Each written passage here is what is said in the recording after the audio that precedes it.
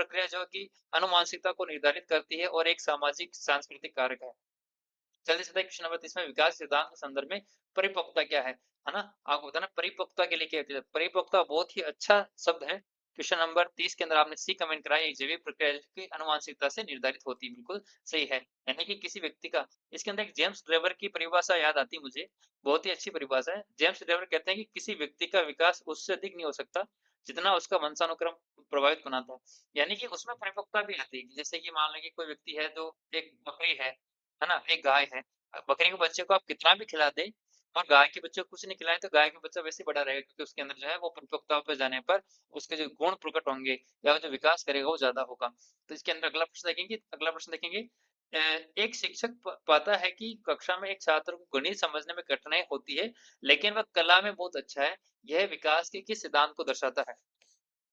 जल्दी से बताना आपको कि अगर एक बच्चा गणित में अच्छा है लेकिन वो गणित में कमज़ोर है लेकिन कला में अच्छा है तो वो कौन से विकास सिद्धांत को दर्शाता है? विकास विकास की दर की व्यक्तिगत विभिन्नता होना, विकास सिर से पैर की ओर होता है, विकास निरंतर होता है, विकास सामान्य से विशिष्ट की ओर होता है।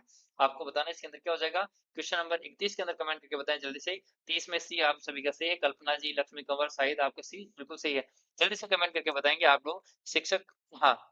31 के अंदर कमेंट करेंगे ए जगह विकास की दर का व्यक्तिक विभिन्नता का होना, यानी कि हर व्यक्ति के अंदर हर एक तरह का देखिए, इस विभिन्न दर का विभिन्न होने के अंदर 2 नियम हैं। ये कहता है कि एक ही व्यक्ति के अंदर 2 तरह के विकास अलग-अलग दर से हो सकते हैं और 2 व्यक्तियों का जो विकास वो अलग-अलग दर से हो सकता है। ये दोनों तरफ से जो है लागू होता है। ठीक है? अगला प्रश्न देखेंगे। हाँ, किसने कहा कि विकास वंशानुक्रम और वातावरण का गुणनफल होता है? इससे पहले वाले इसके अंदर पहले भी हमने पढ़ा था। बहुत ही अच्छा प्रश्न है। जल्दी से आप कमेंट करके बताइए। इसी क्विज़ के अंदर हमने सोल्व किया है ना? तो क्या हो जाएगा विकास वंशानुक्रम वातावरण का गुणनफल है, प्रोडक्ट है, ये किसने कहा था? स्किनर ने, पियाजे ने, फ्राइड ने या वुडवर्थ ने? किसने कहा था ये? जल्दी से कमेंट करके बताइए। क्वेश्चन नंबर 32 के अंदर हाँ। हाँ, वुडवर्थ ने कहा था और इसका सही हो जाएगा वुडवर्थ ने यह सिद्धांत प्रसिद्ध समीकरण दिया था कि जो development is equal to heredity into environment की विकास जो दोनों कारकों का अंतःक्रिया यानी गुणनफल होता है, ये परिभाषा भी पूछी जा सकती है इसलिए आपको इसको बहुत अच्छे से याद रखना है वुडवर्थ का ये स्टेटमेंट है। अगला देखेंगे संवेदनशील अवधि की अवधारणा बाल विकास के किस कारक से संबंधित है? आपको बताना है यानी कि आपका सेंसिटिव पीरियड जो होता है कि अवधारणा बाल विकास के किस कारक से संबंधित है? केवल आनुवांशिकता से, वातावरण से, केवल परिपक्वता से और बुद्धि से? हाँ, क्वेश्चन नंबर के अंदर बताइए 33 के अंदर आपने कहा है डी, बुद्धि से। देखिए बुद्धि स नहीं, बुद्धि से नहीं होगा शायद एक बार देखो, संवेदनशीलता की अवधि जो होती है, वो किससे होगी आपके हाँ, बी जो है एनवायरनमेंट है देखिए एक बार बी के लगा के देख लेते हैं, थोड़ा मुझे भी डाउट है, बिल्कुल सही है बी वाला। संवेदनशील अवधि का समय होता है जबकि एक बालक किसी विशेष कौशल को सीखने के लिए वातावरण की उत्तेजना के प्रति सबसे अधिक ग्रहणशील होता है। देखिए, संवेदनशील अवधि किसको कहते हैं? देखिए, हर एक विकास की एक अलग अवधि होती है, जैसे कि मान लीजिए किसी बच्चे को शुरुआती दौर पर जो अच्छा पोषण नहीं मिला और अच्छा पोषण नहीं मिलने की वजह से क्या हुआ उसका विकास रुक गया।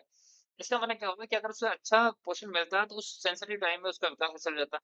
मान लीजिए किसी बच्चे को बचपन के अंदर जो है माता-पिता का जो है स्नेह नहीं मिला या उसको जो है सपोर्ट नहीं मिला या उसको चाहते टाइम जो चीज़ नहीं मिली तो क्या हो जाएगा वो उसका विश्वास डेवलप नहीं हो पाता है। इसका मतलब हर एक चीज़ का एक संवेदनशील अवधि होती है और ये किसके ऊपर डिपेंड करता है वातावरण पे करता है। ये वंशानुक्रम के ऊपर निर्भर नहीं करता है। अगला प्रश्न देखेंगे, मानव विकास में आनुवांशिकता की भूमिका के बारे में कौन-सा कथन सत्य है? आपको बताना है कि हेरिडिटी के बारे में जो हेरिडिटी की जो रोल है उसके बारे में जो कौन-सा कथन सत्य है? यह विकास को पूरी तरह से निर्धारित करता है, यह विकास की सीमाएँ तय करता है, यह केवल शारीरिक विकास को प्रभावित करता है और ये वातावरण से कम महत्वपूर्ण है। देखिए, कम महत्वपूर्ण को तो हम कट जाएगा क्योंकि हम बता नहीं सकते कौन ज़्यादा और कौन कम है। विकास के लिए पूरी तरह से निर्धारित करता है, नहीं। आनुवांशिकता नहीं, दोनों भी करते हैं, लेकिन आनुवांशिकता जो हेरिडिटी है, इससे पहले मैंने बताया था कि ये व्यक्ति का विकास उससे अधिक नहीं हो सकता जितना वंशानुक्रम उसको प्रभावित बनाता है। इसका मतलब क्या करता है लिमिटेशन करता है। यानी कि एक कबूतर का जो विकास है वो कबूतर जितना ही होगा, वो मोर जितना नहीं हो सकता, है ना? एक जो जो भेड़िया है, वो भेड़िया जितना ही तेज़ दौड़ सकता है, वो चीते जितना तेज़ नहीं दौड़ सकता, है ना? तो इसके अंदर क्या हो जाएगा, ये क्या करता है सीमाएँ बनाता है कि एक चीज़ के अंदर क्या करता है कि लिमिटेशन होता है। आनुवांशिकता ये तय करती है कि विकास की संभावनाएँ क्या है, जैसे एक व्यक्ति कितना लंबा हो सकता है, यह एक सीमा निर्धारित करता है जिसे वातावरण और पोषण करता है। हो सकता है कि उसमें थोड़ा-सा वेरिएशन हो जाए, लेकिन कोई व्यक्ति 10 फीट का नहीं हो सकता, कोई व्यक्ति 15 फीट का नहीं हो सकता, ऊँट जितना लंबा नहीं हो सकता कोई व्यक्ति, ठीक है? अगला प्रश्न देखेंगे, बालक बाल विकास के अंदर अंतर्संबंध के सिद्धांत का एक उदाहरण है। हाँ, जल्दी से कमेंट करके बताएँगे